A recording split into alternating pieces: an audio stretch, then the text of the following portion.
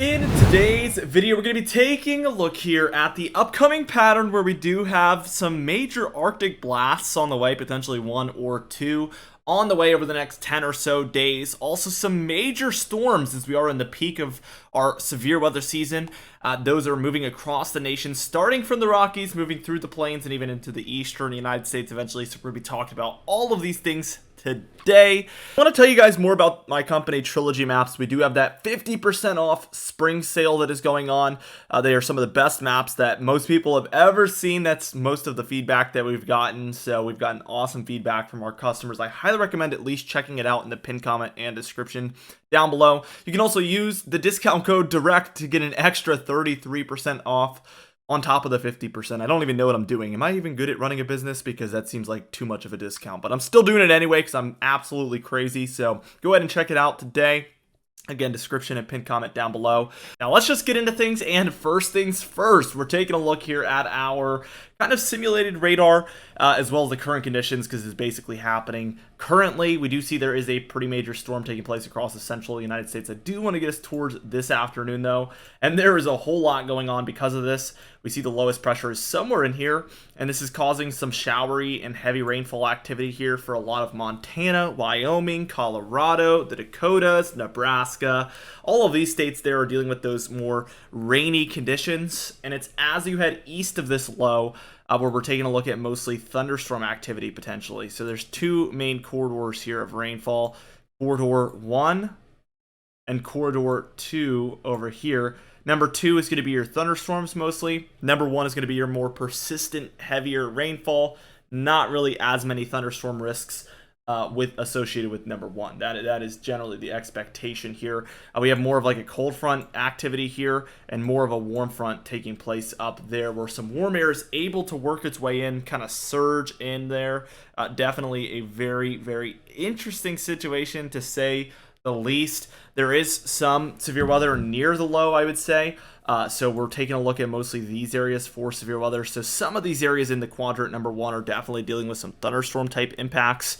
But definitely it's more of this area that looks to be the more thunderstorms, as well as just near the low as well. So near the low in these areas here, because I'm looking now, we do have an enhanced risk in here as well. So definitely some big severe weather impacts very close to that low. Also, as we move towards day 2 here, we can see some interesting things begin to take place there as well. So as we can see, there is some potential thunderstorm activity reaching into the mid-Atlantic, which is certainly very, very interesting. So we're talking about that as well. We still have some leftover severe weather happening nearby this low pressure center. So we're looking at this area for that. And then also this second area down here with some heavier thunderstorms, as you can see, especially southern Texas. We also expect severe weather in these areas here. So it's kind of like a multi-locational severe weather event happening here on the day on Saturday, May 13th. And again, the mid-Atlantic here as well, having some evening, afternoon showers and thunderstorms. By the time we're reaching Sunday here, we can see a lot of the same. We see some of these thunderstorms taking place in here because of that first storm, and we actually see a second storm brewing. So certainly we could see some lift happening here through the deeper south, and this would cause some potential severe weather and thunderstorm impacts to be a threat here. So we're going to be watching that over the coming days. But I think at this point, it's mostly this area that I'd be concerned about for those thunderstorms and severe weather potentially, with storm number 1 still. But we do need to see how that second one kind of progresses. And by the time we reach kind of Monday, Tuesday time frame, 15th, 16th, this is what we're taking a look at. We see a lot of storminess here associated with I don't know why I just put a low pressure center over a high pressure center. It's kind of curious to me that we do see a high pressure center here and then also a lot of storminess around the Rockies, but it's one of those anomalies here in weather. Mostly this area that's dealing with the heaviest precipitation, kind of the Gulf Coast through the southeast portion of the East Coast. We still see plenty of these showers and storms happening here across the Rockies, the Northwest, the South Central there, as you can see. But the East is much, much more quieter by this point, and we can see kind of a bigger, more impactful Arctic air mass setting up here. I had a lot of people say in yesterday's video, this isn't an Arctic blast, this isn't even Arctic temperatures. I don't know necessarily what Arctic temperatures means. Is that 20 degrees, 30 degrees, 40 degrees, 50 degrees? I don't know. To me, an Arctic air mass is just that. an Arctic air mass moving in from the Arctic down into the United States. It always has been. People have this perception that it has to be a certain temperature, but it absolutely does not. What I mean by it is that it is a blast from the Arctic of an air mass moving in from the Arctic. By all means, that is more of an Arctic blast than cold temperatures is. So we are seeing this blast down from the Arctic regions here, as you can see. I'll put this in motion again so we see it blast down. That is an Arctic blast, no matter what the temperature is. So as you can see, this happens to bring very cold temperatures, though. We do see snowfall for a lot of these areas, indicating 32 degrees or less. So we're seeing definitely some cooler temperatures.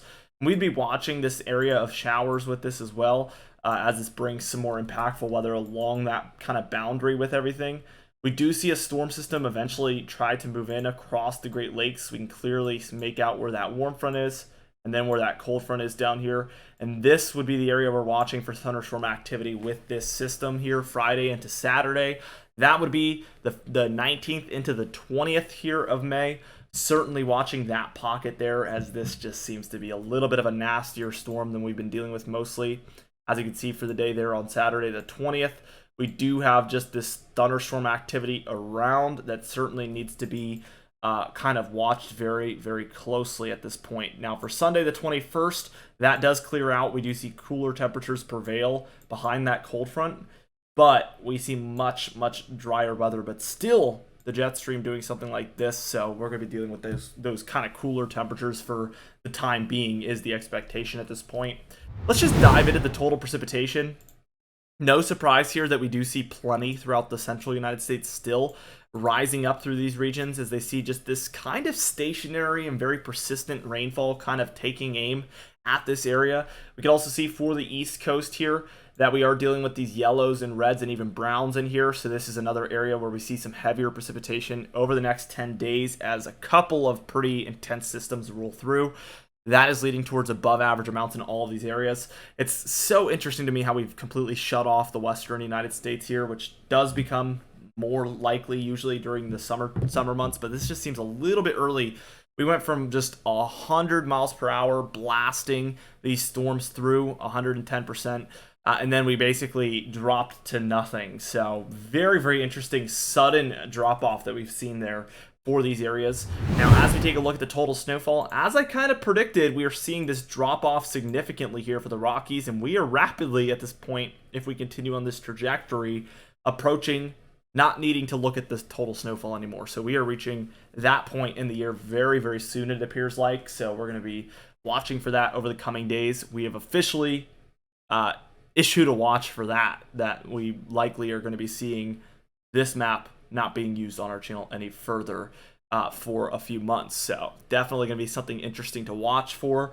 Now, as we take a look at these temperature anomalies here, we can see we're dealing with the warmer temperatures just for a little while longer here in the east, but that cold is coming very quickly, and we can see by the kind of Monday, the 15th time frame this occurs, which is interesting because we always were kind of saying that the 15th is the time frame to watch for those warm temperatures to shift out west, as you can see, as we have a positive PNA out there prevailing, and this is just causing all of this cold air to want to dive around that area. So we're going to see how long this lasts, but we see this really prevail, and especially takes place around the 20th, 21st, after that cold front rolls through when we saw a minute ago. We see really cold temperatures out east, so we see the positive PNA here, the cold air being forced around just like this and kind of like this. That is what we're seeing here around the 20th. And look at this. We do get some signs of warmer temperatures, but I want to take this with a grain of salt because we still have this positive PNA right here, which tells me that this is not the most likely solution as long as this factor is still happening out there. I expect more of this, which would be colder temperatures still moving into the east. Now, this is the 27th, so that's as far as we get. But we still see mostly cooler conditions entering into the east. I do want to point out, though, that we do see mostly lighter blues and lighter yellows. And we mentioned this yesterday, excuse me, but we see that this is likely going to be bringing a lack of confidence with it. especially since this is an ensemble model. We have multiple opinions happening here, and this seems very, very averaged out. So please stay tuned with us. I think we're going to have much more information coming up very soon on this as we reach towards the beginning of June. I think we're on the verge of a breakthrough here with this model on the temperature pattern, maybe moving back towards a warmer pattern in the east very, very soon, but only time will be able to like fully tell. Now, be sure to check out the trilogy maps, like I mentioned before, in the pinned comment and description down below. We're doing that massive, massive sale over there. It's absolutely ridiculous. Be sure to also subscribe for more weather-related content. We do upload every single day, so be sure to check that out. Also, you can hit the bell icon for daily notifications when we upload, so you never miss one. Also, be sure to like the video if you did enjoy it. Leave a comment down below, and I will see you guys in the next video.